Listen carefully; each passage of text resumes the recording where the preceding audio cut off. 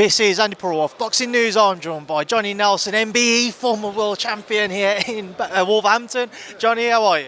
I'm good, thank you. I'm good. It's we're back to work again. We're back in Wolverhampton. 2 European title fights topping the bill. World title contender just below that as well. So it's a nice card, and it's a sold-out house as well. Let's just start off with this card before we come on to a couple of other topics over the last couple of days. Azim looking to claim that European title. What do you make of his bout with Petitjean? You know what? I think every fight that Adam's having now, they're making sure he's learning some, he's developing some aspect in his artillery. I think Adam is in there. He's not in there with a pushover. Trust me, he's got to get the job done. We saw chinks in his arm in his last fight. They've adjusted that. They move on again. They don't take a softer touch. You go there for a European title fight. This, in my mind, will be a distant memory in 2 years' time. And so it's a big deal now for Adam picking up the European title to everybody else. But Adam, at 10th professional fight, if he wins the European title in the 10th professional fight, he's beat Spencer Oliver's record, doing it in 11, Prince Naseem's record, doing it in 12. So it just shows the potential of how good he can be. Adam said to me earlier that he believes that maybe within the next 12 months, back into 2024, he could be looking at the likes of a Teofimo Lopez, for Ryan Garcia's, what have you. Do you think that's a bit optimistic? Or? I listen to me, speaking to this young man, this is not just big talk, he's not hot air. He'll say that stuff off camera, so I want to fight. You know, so he understands his ability, he understands his skill and his talent, he understands where the pool that he should be in.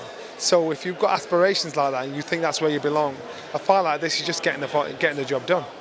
And obviously you've mentioned Tyler Denny as well, also challenged for a European title. What do you make of his bout? Tyler Denny, it's such a good story that this young man is fighting for European title on his home turf. He'll probably never get this chance again if he doesn't win. At the age he's at, but I do think Tyler Denny, it's a win that he can pick up. He's got to use pace, he's got to make it uncomfortable for his opponent. If he does that, you know, he's done a Roy of the Rovers and picked up a European title at home. He's sold over 1,000 tickets, and can you imagine if he wins? You know, each time he fights here in Wolverhampton, it's going to be a full house. Johnny, I'm sure you've kept your eye across social media, across all the boxing announcements over the last couple of days. Just get your thoughts on a few of them. Start off with a couple of days ago. Anthony Joshua, Joshua-Wallin. What are your thoughts on that fight? You'd expect Anthony Joshua to get the job done with Otto. And I understand the doubts have been there, the question marks are all over AJ's desire when he's in the ring, his surety of himself. But in reality, I believe Anthony Joshua believes, you know, I'm in touching distance of a fight for a world title again, so I've got to get rid of guys like this. This shouldn't even be a conversation. We expect him. I expect him to get the job done. If I expected anything less, then I wouldn't expect him to still be a top 5 heavyweight contender. Obviously, Joshua-Wallin, the southpaw. Anthony's most recent experience with southpaw was Usyk. Of course, Alexander a level above Otto, no disrespect to Otto. But is that kind of the demons there for him to try and address? Not really, no. Was Charles Martin a southpaw? Look how he dispatched of him. So when people say he struggles with southpaws, I think that's bullshit. I think he was up against a very skilled, a better fighter in Alexander Usyk. So for Anthony Joshua, 6 weeks' notice for this particular opponent. He's in the gym. If he feels he's fight fit and he feels as though, you know what, the things I'm doing, I should be able to get rid of this guy, he's made the right choice. Good shout. It's obviously been reported that he's teamed up with Ben Davison for this fight, and Ben will lead his corner come fight night, and then afterwards he might go back to work with Derek James in America. What do you make of all of that talk of his trainer for him? I don't understand that. You know, I understand him using Ben Davison's gym whilst he's here in the UK, and maybe, and I hope it's not the mistake he's making, thinking, well, it's not a toughie, so you know what, Ben, you come in the corner with me this one. He wants to look at every fight as every heavyweight has got one shot. So I don't know, unless you hear it from the horse's mouth, I don't know what the situation is in regards to him and Ben Davison. That's his call.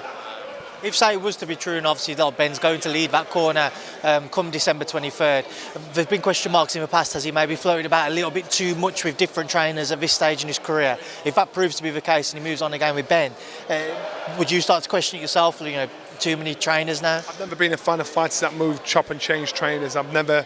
How can you produce consistency, trust, and understanding of the individual? I don't get that. I don't. To me, that don't work for me. If it works for AJ, it works for AJ. But the results say everything. If you're a good fighter, you're a good fighter. And you can do it to a certain extent. But if you're learning on the job, and we need confidence on the job, and I mean real confidence, real self-belief, you've got to be with somebody that will install that in you. Wilder Parker, an interesting fight. What's your take on that one? Wilder Parker, Joseph Parker, good, competitive, strong, hungry fighter, and I'm quite sure, and he has boxing ability. But Wilder has that punch power that will take anybody and everybody out.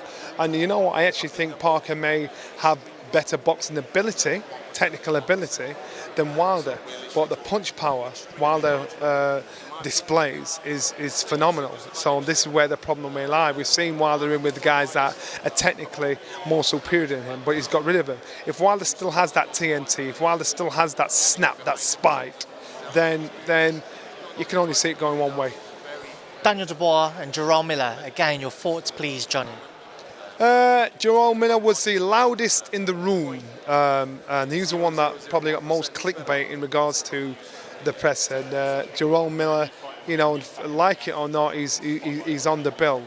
We don't know who'll get to the end at the finish line because I think they're all being VAR tested, and that's always going to be mentioned alongside his name, like it or not. Daniel Dubois is a banger. He can punch. We know he can punch. Daniel Dubois, there are chinks in his fight, his desire when the bell goes. So we know that's there. What do we really know about Jerome Miller? You know, what do we really know about him? So we'll see. When he gets hit by a concussive puncher like Daniel Dubois, then we'll see. We'll learn a bit more about this Jerome Miller as a fighter. The biggest talking point of that press conference from Wednesday was, of course, seeing Frank Warren and Eddie Hearn meet for the first time. Don't know exactly what was said, seemed to be quite civil, quite an understanding as trying to work together moving forwards, but just your thoughts as somebody who's worked alongside both men. So this is where I've got to give credit where credit's due. I gave Spencer Brown hellfire, or a bit of a dig, when he was announced as Tyson Fury's manager, because I said, where's his credentials? And I still stick by that. But Spencer Brown has been put in the driving seat in regards to putting this show together. Making all these promoters, 12 different promoters from around the world, get in one room. He's been given that pot of gold to get these fights on. I look at that, I think, brilliant. That's you. That's you. That's who you are. So Spencer Brown is the one that's managed to get all these guys in one room. And basically, His Majesty has said, look, here's a pot of gold. Crack their heads together and get on with it. Because in boxing, it's show business. And unfortunately, as recently, it's the business that's spoiling the show. Now we're seeing show business. You're seeing fighters, all the fighters you want to see, from all over the world, fighting under one roof. You know, I'm a fan. I think I love that. I like that. You know, so props to Spencer Brown for getting these guys and having no bias to one over the other, and getting this done. You know, you've got to give props there, and that's why with Eddie Hearn and Frank Warren. Listen, if they didn't have to be there, they wouldn't be there. Trust me. You know, so they're in a position where they've got to be there because there's too much money on the table for them to look like they're being disruptive. So regardless, not what anybody says, if they didn't have to be there, they wouldn't have been there. Johnny, I've spoken to you in the past about Fury-Usyk. Obviously, we had an announcement press conference yesterday. You've said that you'll believe it when you see them in the ring. Despite the announcement press conference, do you still feel the same? You know what? It's now got to a point where Tyson Fury, and I've always believed, and I've never changed that. I think Tyson Fury beats Alexander Usyk. But after the last fight, and I'll say it again, after the last fight, when Tyson Fury's telling us he trained really hard and did everything right, then his legs have gone. I don't believe it. That's why I said such a comment. I believe he cut corners, underestimated Ngannou, which is why the fight turned out the way it did. You saw the head-to-head. Tyson Fury knows whatever he shouts, calls him a sausage, whatever it is, it'll be lost in translation because Usyk's English isn't sharp enough to pick up the insult enough, so whatever. So he's got to physically impose himself, physically somehow intimidate and get inside Usyk's head to say, I'm the bigger guy and this is what I'm going to do. Usyk stayed strong, stayed firm, stayed focused, but I believe Tyson Fury on game, on point, beats Alexander Usyk. But if he was telling the truth about put in all the training to the best of his ability in the last fight, then his legs have gone. And I don't believe it's true what he said. I think he goes out there, he performs unbelievably, and he gets the job done. Johnny, you still feel that you'd have beaten Alexander Usyk if you'd have fought him in your prime? Without a doubt. And I know you want clickbait, without a doubt. I don't doubt that for a second. I'm not going to talk about I don't doubt for a second. It doesn't matter what anybody else thinks. If I listened to everybody else, I'd have never been world champion. Just final one from me, Johnny. David Benavidez and Demetrius Andrade next week. I just want to get your thoughts on that fight, please. Good fight. About time. This is hellfire written all over it. And you know what? I'm trying to nail where I go. And it's again one of those fights which I love. I want to be in that position where I think who's going to come out on top. I have no idea, but I'm just glad it's happening. If you had to pull the splinters slightly. Benavidez. Johnny, I appreciate it. Obviously, enjoy the rest of your time here in Wolverhampton or wherever you're staying. Thank you for speaking to me. Please, send us on.